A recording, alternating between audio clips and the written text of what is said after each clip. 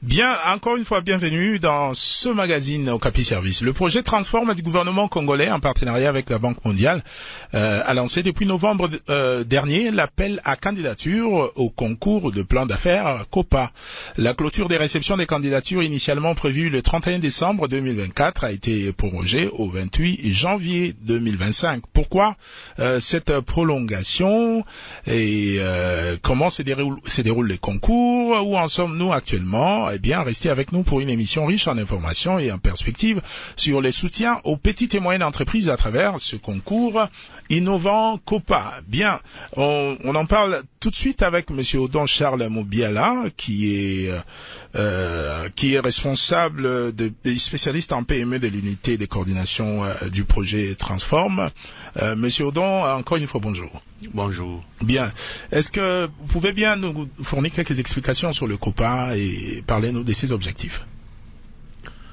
Le COPA, c'est un des projets phares du projet Transform, un des programmes phares. Le COPA, c'est le concours de plan d'affaires. Nous accordons un accompagnement aux PME, un accompagnement technique aux PME. Et pour que cet accompagnement soit complet, nous l'avons couplé d'une subvention.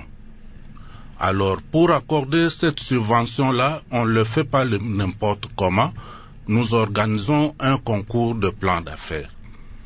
Ce concours est organisé pour sélectionner un certain nombre d'entrepreneurs, parce que nous avons deux groupes d'entrepreneurs. Les entrepreneurs dont les entreprises ont une existence de plus de 3 ans et les entreprises d'une existence de moins de 3 ans. Les startups, comme on le dit bien. Oui. Mais pour aujourd'hui, nous allons plus parler des entreprises qui ont une existence de plus de 3 ans parce qu'ils sont en train de suivre, de les bénéficier voilà. du concours de plan d'affaires.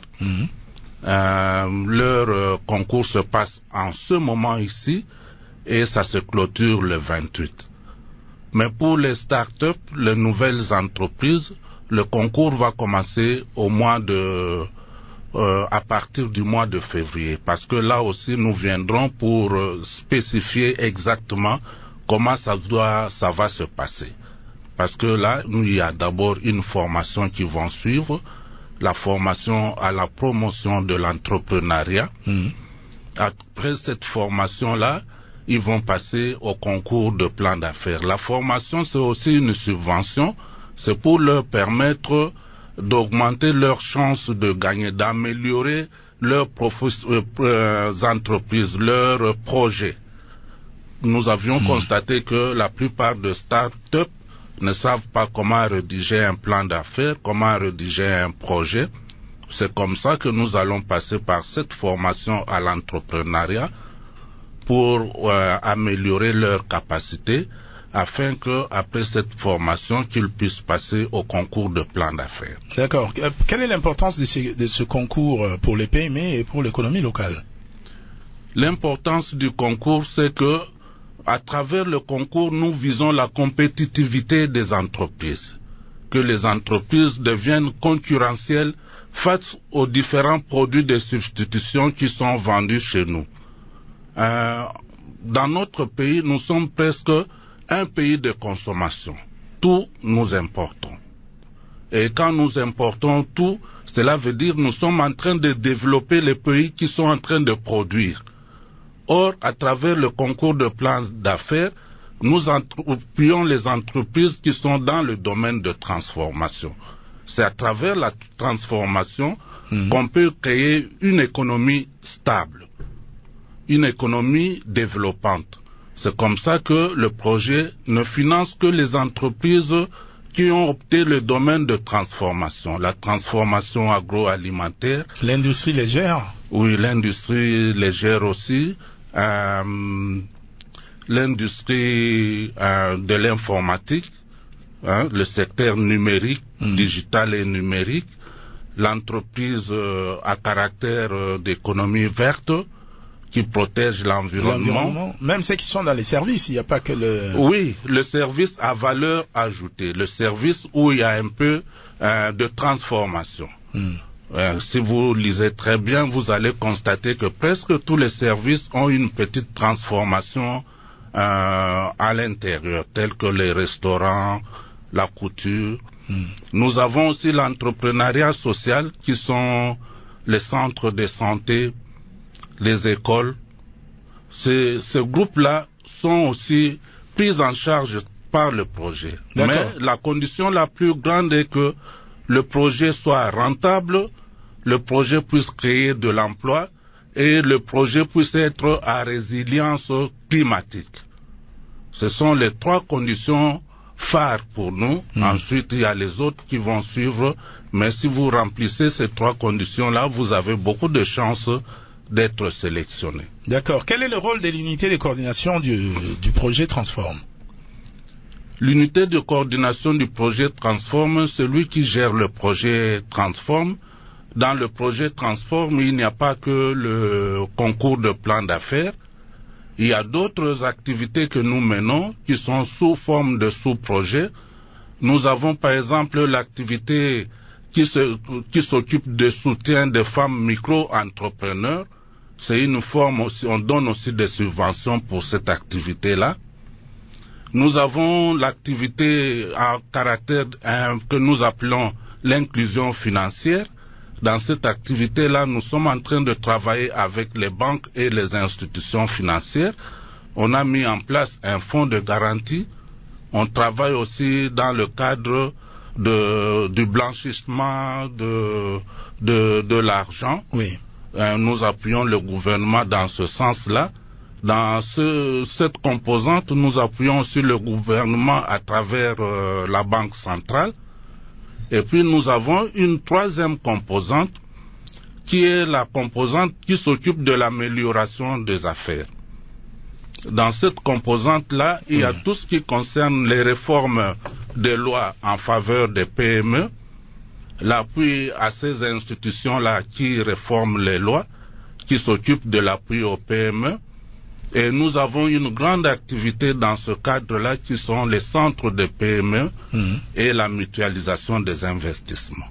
Bien, avant d'accueillir, nous avons déjà en ligne Monsieur professeur Val Massamba Lulendo, qui est responsable des opérations de Coupa pour la zone ouest au sein du consortium Deloitte. Alors, dites-nous, quel est le rôle de la firme de mise en œuvre consortium Deloitte IF Kivu Entrepreneur? Nous, pour mettre en œuvre les activités de projet, nous travaillons avec les firmes de mise en œuvre, les consultants.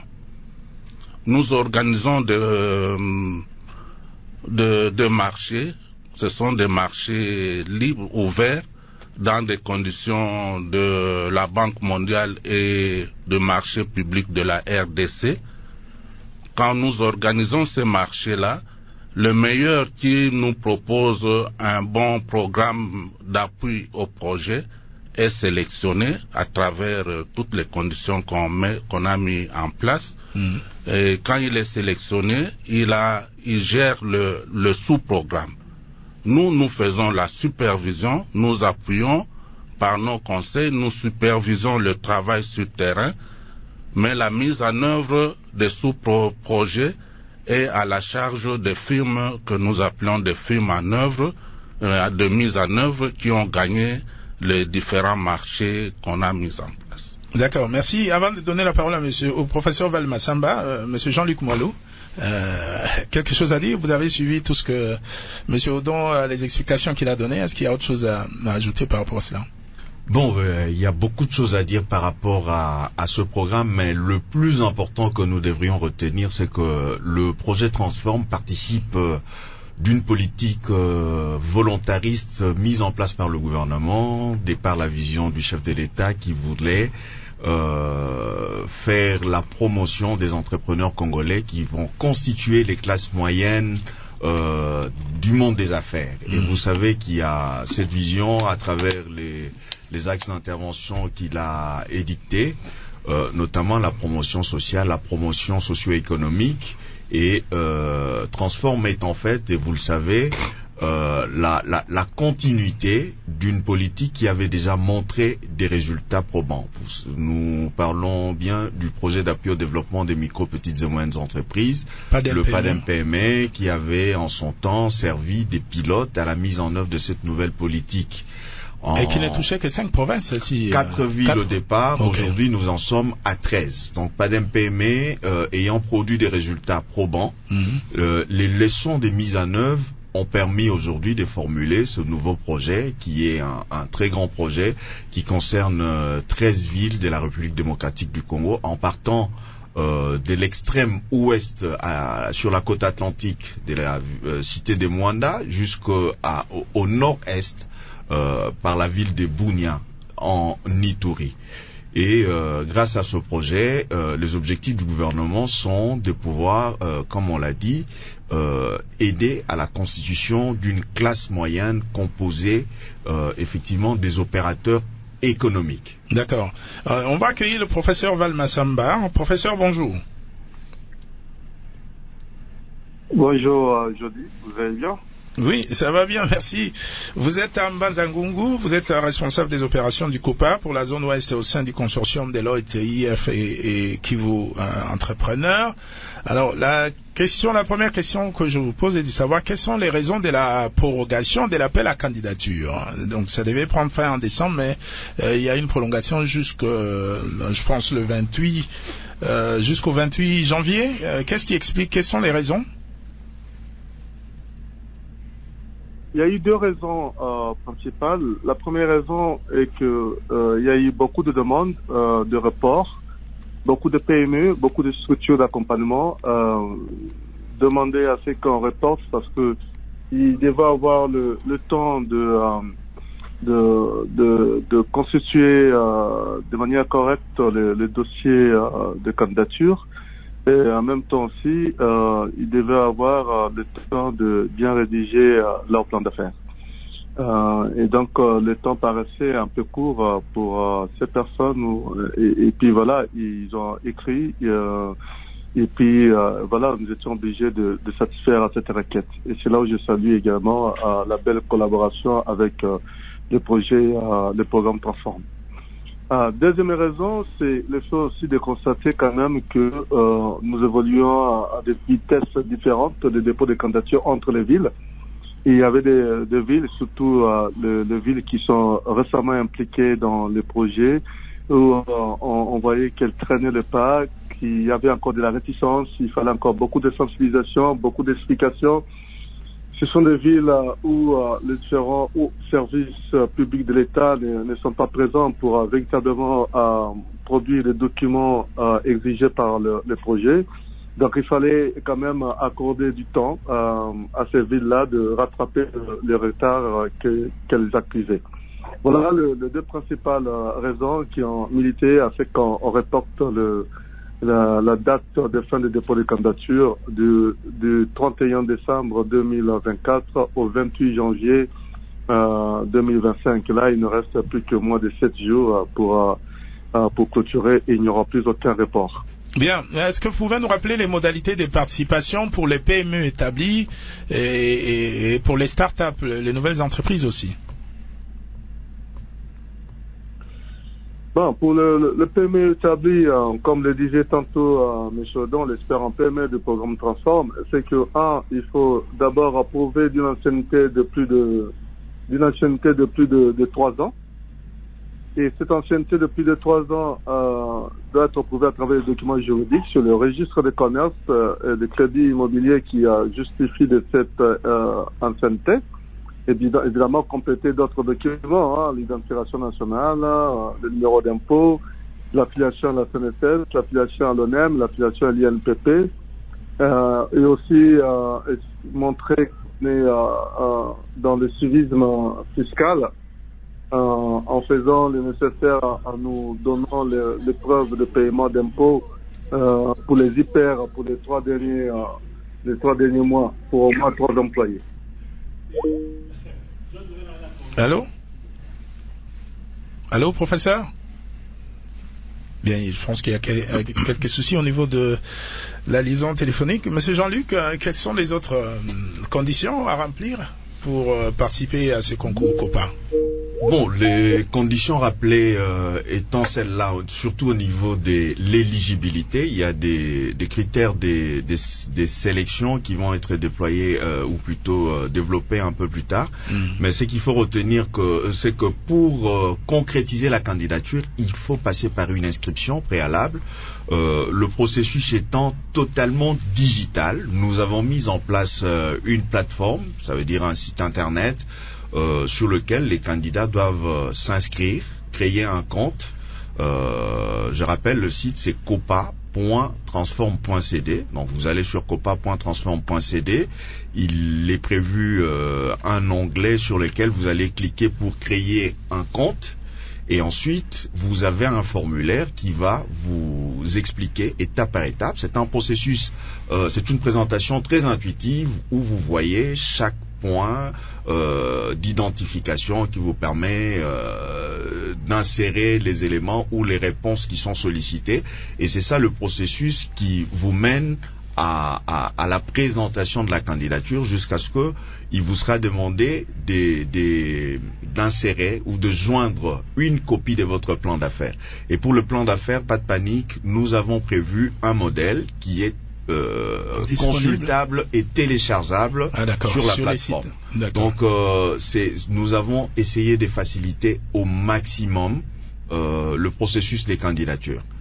Parce qu'il y a aujourd'hui des structures qui se font de l'argent derrière ça, qui demandent aux candidats, venez, on établit pour vous un plan d'affaires et vous payez $150, $400, etc. Mais ça, ce n'est pas un problème, parce que dans le processus qui nous concerne ici, il y a des choses qui sont simples, comme le fait de présenter la candidature, mais il y a l'élaboration du plan d'affaires peut également s'avérer très complexe pour celui qui n'en a pas l'habitude. Vous savez, chez nous, les gens sont experts en tout. Mais en réalité, lorsqu'on se lance dans l'entrepreneuriat et un entrepreneuriat professionnel tel que nous voulons l'impulser ici, il faut savoir se confier à des spécialistes. Il existe dans cette ville, et nous l'avons préparé avec le projet précédent, le PADEM-PME, des spécialistes dans l'assistance technique en ce qui concerne les PME. Moi, je peux être communicologue comme je le suis. Dans mon cursus de formation, je n'ai pas appris à élaborer un plan d'affaires. Je peux lancer mon entreprise, mais au moment d'élaborer un plan d'affaires, je dois recourir à un expert, spécialiste. Bien sûr. Et cette prestation, c'est une prestation intellectuelle, professionnelle, qui a un coût. Mais ce qui est important à retenir, c'est que le processus des candidatures sur la plateforme est totalement gratuit, sans frais. Mais lorsque vous recourez, et d'ailleurs, il est bon de recourir à un spécialiste pour vous accompagner. Lorsque vous recourez à un spécialiste, il faut savoir que il y a un coût, et la gratuité a un prix aussi. Hein, oui. Attention. Ok, nous avons juste 3 petites questions que je voudrais soumettre aux invités. La toute première, les COPA est-il visé de quoi, ou tout simplement l'objectif qu'ils visent? C'est quoi l'objectif qu'ils visent le COPA? Et puis la deuxième question, le COPA a-t-il des avantages? Si oui, lesquels? Et puis nous avons, pour nous qui sommes dans des provinces, sommes-nous aussi habilités de bien vouloir candidater à COPA? C'était votre aimable auditeur Olivier Douba à toute Sangani. Merci Olivier. Monsieur Odon, Charles Mobiala, vous avez la parole. Excusez-moi. Je commence par le premier interlocuteur. Oui. Il a parlé de la forme juridique, des documents juridiques, donc de la personnalité juridique de l'entreprise. Nous, les documents qui nous fait foi que l'entreprise existe réellement, c'est le RCCM, le registre de commerce et de crédit mobilier. C'est le RCCM. À part ces documents-là, dans certaines provinces où il est encore difficile que les gens obtiennent le RCCM dans son format actuel, nous faisons foi aux documents du registre de commerce qui sont délivrés par la TGI de la localité concernée, de la ville concernée. Parce que dans le temps, c'est la TGI qui livrait les les RCSM aux entreprises. C'est quoi la TGI? Le tribunal de grande instance. Ah, d'accord. Le tribunal de grande instance de la ville, dans le temps, faisait office de délivrance du guichet unique de création d'emplois et il délivrait les registres de commerce. Il y a aussi les documents délivrés par l'entité locale qui attestent que l'entreprise existe réellement et qu'il est en train d'opérer dans cette entité-là. Il a parlé du permis d'exploitation, tout ça. Oui. Le permis d'exploitation appuie les documents que l'entreprise dispose. Il peut avoir obtenu son registre de commerce il y a une année, il y a 2 ans, compte tenu de la situation de sa ville. Mais les autres documents juridiques qui sont délivrés par les responsables administratifs locaux sont pris en compte dans ce cas-là. Bien, professeur Val Massamba, il y a une autre question. Quels sont les domaines qui seront financés? Ceux qui sont dans l'informel, beaucoup de commerçants, ils n'ont pas tous les documents, voilà. Qu'est-ce qu'il faut faire pour eux? Je pense que M. Mabiala a répondu à cette question. Il y a les questions d'Olivier. Quels sont les objectifs du COPA, les avantages? Ceux qui sont dans les provinces, comment peuvent-ils candidater? Professeur Val Massamba. Oui, il faut. M. Chodon en a parlé, mais le secteur, c'est tout secteur de toute transformation. Parce que quand on dit la transformation, les gens ont tendance à croire que c'est seulement l'agro, se transformer seulement des plantes à autre chose. Mais c'est toute transformation. Donc, prendre un bois pour que ça devienne un meuble, c'est la transformation. Prendre le grain de maïs pour en faire de la farine, c'est la transformation. Entrer dans un salon de coiffure avec beaucoup de cheveux et quand on sort, on n'a plus de cheveux, on est bien rasé, c'est la transformation. Donc, c'est toute transformation dans n'importe quel domaine, dans n'importe quel secteur. Ça, c'est pour une chose, c'est tout service, effectivement, à valeur ajoutée. Ça peut être le service de gestion logistique, ça peut être de tout ce qu'on peut avoir comme un service, eh bien, c'est éligible dans le projet. J'avais dit toute transformation parce qu'incluait l'industrie légère. C'est difficile d'expliquer l'industrie légère, c'est comme ça on dit simplement toute transformation. Maintenant, quand j'exerce depuis bien longtemps mon activité, j'ai 10 ans, j'ai 15 ans d'expérience, mais que je n'ai pas de documents juridiques normés actuellement, tel que le registre de commerce, eh bien, vous pouvez en ce moment-là utiliser les autorisations d'ouverture qui vous ont été délivrées par vos communes respectives à de l'époque, avec les différentes preuves de paiement d'impôts, parce qu'il y en a, si vous êtes dans l'informel, vous payez donc de la patente. Vous prenez ces deux preuves-là, vous envoyez ça à un tribunal de commerce ou à un guichet de l'unique de création d'entreprise, ils vont vous donner les registres de commerce, parce que le seul document attitré ici, c'est le registre de commerce.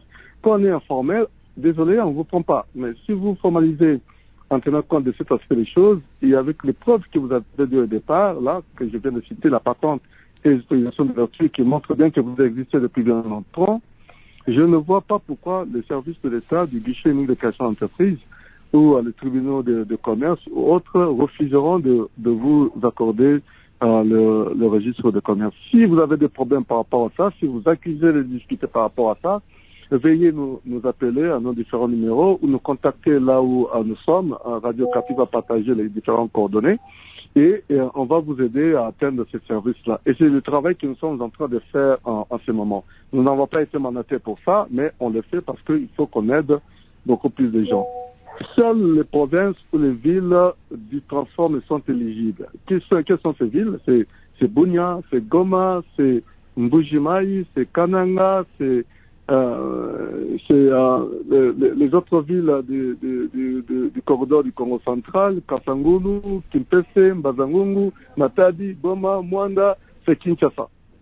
Donc c'est Bukavu.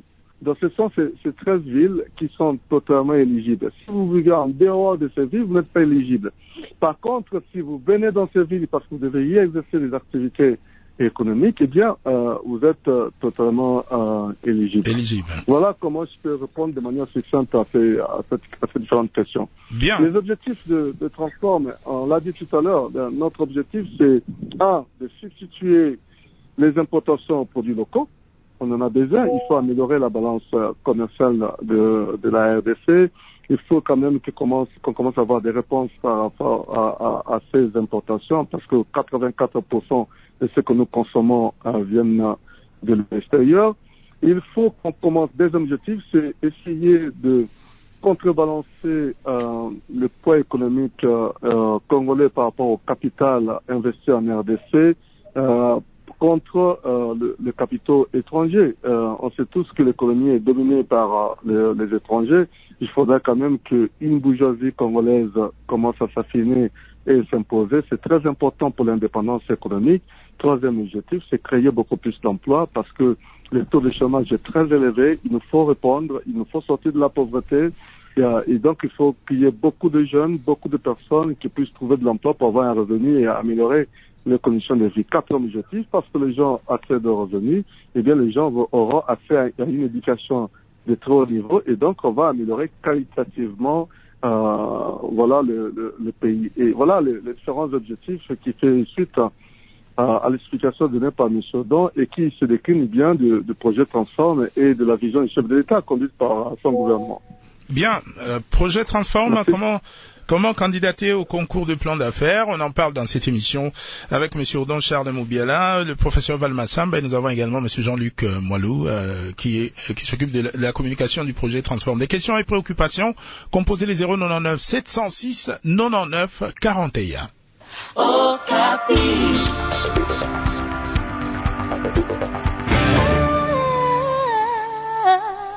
Eh bien, nous avons en ligne Madame Abigail Voutou. Elle est entrepreneur dans la ville de Matadi. Elle a participé au COPA, voilà. C'était à l'époque du PADM-PME. Madame Abigail, bonjour. Bonjour, monsieur. Alors, vous êtes entrepreneur à Matadi. Pouvez-vous nous relater un peu comment vous avez pu participer au COPA, voilà, quelles étaient les conditions à l'époque, et puis vous avez été subventionné aujourd'hui. Comment évoluent vos activités depuis le COPA à ces jours? Est-ce que vos activités évoluent très bien? Pouvez-vous nous raconter un peu votre histoire? Ok, merci beaucoup monsieur pour la parole. Alors je commence par me représenter. Je suis Voutou Abigail, femme entrepreneur dans la ville de Matadi, précisément dans la pâtisserie et la restauration. Alors pour la petite histoire, avec l'accompagnement du PAD-PME, nous avons suivi de formations d'encadrement avec IF Entrepreneuriat pour nous amener jusqu'à postuler au concours de plan d'affaires. Et nous avons suivi tout ce qui a été les étapes d'accompagnement. Et nous étions lauréats du PAD-PME en 2022. Mon entreprise avait été bénéficiaire d'une somme de $22,000 pour booster mon entreprise. Au début, quand j'ai commencé, j'étais dans l'informel. Je n'avais pas de documents administratifs, mais grâce au PAD-PME, j'ai su formaliser mon entreprise. Je me suis fait enregistrer au tribunal de commerce, j'ai un RCCM, j'ai un numéro d'impôt, j'ai été enregistré au niveau de l'identification nationale. Et ces financements m'ont vraiment beaucoup permis de réaliser ces rêves que j'avais depuis toute petite, de réaliser une pâtisserie pour concurrencer un peu tous ces Indo-Pakistanais qui sont installés au pays. Mmh. Et à ce jour, mon entreprise évolue. J'ai commencé avec un effectif de 3 personnes et aujourd'hui nous sommes passés de 3 à 10 personnes que j'emploie à temps plein dans mon entreprise parce que la demande s'est accrue sur terrain et donc nous évoluons comme ça. L'accompagnement du PAD-PME est toujours là. À tout moment, ils reviennent vers nous pour savoir quelles sont nos difficultés, quels sont nos problèmes. l'IF Entrepreneuriat est toujours à nos côtés quand nous avons des problèmes dans la gestion du personnel, dans un domaine que nous ne maîtrisons pas très bien, et ils sont toujours là pour nous accompagner dans ce projet. Donc voilà un peu comment nous avons évolué avec l'EHPAD PME. D'accord. Et à l'époque, vous avez postulé comme PME établi ou comme nouvelle entreprise? J'ai postulé comme nouvelle entreprise. Bien. Donc aujourd'hui, on peut dire que vos activités ont évolué et cette somme d'argent, ça vous a permis à faire quoi concrètement? Avec cet argent, comment vous avez fait les différentes affectations? Les affectations de cette somme a été pour l'approvisionnement d'abord en matières premières. Et nous nous sommes installés dans la ville. Avant, nous n'avions pas une adresse, mais nous avons une adresse, c'est-à-dire nous avons un restaurant, une pâtisserie où les gens peuvent venir. Nous nous sommes approvisionnés en machines, en tout ce qu'il faut pour nous permettre de fonctionner. Nous avons de fours semi-professionnels, nous avons de pétrins professionnels qui nous permettent de réaliser plusieurs pâtisseries en grande quantité. Alors ça nous a vraiment permis pour installer notre entreprise dans la ville de Matadi. Comme je disais tantôt, nous nous sommes formalisés. C'est avec les mêmes financements que nous avons pu avoir nos documents administratifs qui nous permet d'être reconnus en tant qu'entreprise dans la ville. Et c'est comme ça qu'on a organisé les choses avec les financements. Bien, merci beaucoup pour ce témoignage. Et est-ce que vous avez un message à lancer, par exemple, aux autres jeunes entrepreneurs qui hésitent encore, qui disent que bon, le COPA, on a entendu parler à l'époque des pas d'un PME, bon, ça marche pas. Certains ne veulent même pas candidater. Quel message vous pouvez passer en ce moment? Le message que je peux passer à la jeunesse et aux femmes, pourquoi pas à toute la population congolaise, c'est de se lancer dans cette aventure. Nous nous sommes lancés, nous avons vu ce qu'a été l'accompagnement et les financements étaient concrets, c'était réel. J'encourage les entreprises déjà établies à postuler dans ce concours qui a été même prolongé pour les entreprises déjà établies. Qu'ils postulent, c'est vrai, c'est réel, ils auront l'accompagnement et aussi les financements. J'encourage la jeunesse à se lancer dans ces projets du COPA. Ça va les aider pour créer des entreprises et réduire le taux de chômage dans notre pays. Bien, merci Madame Abigail Vautou. Je rappelle que vous êtes entrepreneur dans la ville de Matadi. Excellente journée et à la prochaine. Merci, à la prochaine. Monsieur Jean-Luc Moilou, un commentaire. Bon, le meilleur commentaire, c'est le témoignage de Madame Vautou, de la pâtisserie aux délices des gars des Tana Matadi. Des histoires comme la sienne, il y en a 960 pour les jeunes entrepreneurs, 430 pour les PME établis et 4200 pour les femmes micro-entrepreneurs. Ça, c'était pas d'MPM. Dans le cadre du projet Transform, nous avons pour objectif d'atteindre 25 000 femmes micro-entrepreneurs, plus de 800 PME établies et 2050 nouvelles entreprises qui vont obtenir un accompagnement. Lorsque nous parlons d'accompagnement dans le cadre de ce projet du gouvernement avec la Banque mondiale, nous parlons d'une combinaison d'interventions techniques, c'est-à-dire des compétences en entrepreneuriat, mais également d'un accompagnement financier qui permette de réaliser des investissements qui pourraient conduire à la croissance des entreprises. Donc nous encourageons, comme l'a dit Madame Voutou tout à l'heure, toutes les PME qui répondent au critérium qui a été défini, c'est-à-dire les secteurs d'activité qui sont l'agrotransformation ou la transformation agroalimentaire, la petite industrie, l'économie verte, l'entrepreneuriat social, les services du numérique, les services d'esthétique, ainsi de suite, oui. Et qui se retrouvent dans les 13 villes et localités couvertes par le projet Transform à candidater. Pour rappel, il nous reste une semaine pour les PME de plus de 3 ans. Ça veut dire que nous clôturons le processus des candidatures le 28 janvier prochain et c'est une seconde chance. Et toute la candidature se passe de manière digitale sur la plateforme copa.transform.cd. Bien, une autre question, Monsieur Odon, est de savoir quel est le nombre de candidats, des candidatures reçues jusqu'à présent et la place des villes nouvelles face à la concurrence de celles qui avaient connu pas d'un PME. À ce jour, nous avons inscrit dans la plateforme plus ou moins 9000 PME. De ces 9000 PME, plus ou moins 5000 PME ont déposé leur candidature. Ça, c'est globalement.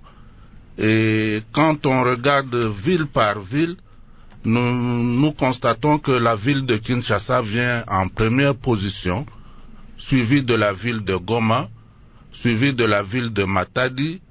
Ensuite, il y a la ville de Kananga. Et après la ville de Kananga, il y a la ville de Bukavu. Ça, je donne à l'ordre des dossiers déposés. Et à la ville de... Ensuite, après Kananga, nous avons la ville de Mbujimayi. Oui. En ce qui concerne le corridor, dans leur ensemble, ils ont déposé plus ou moins 700 dossiers. 700 dossiers, donc si je prends les 700 dossiers pour le corridor 100 avec Matadi, ils viennent en 3e position après la ville de Goma.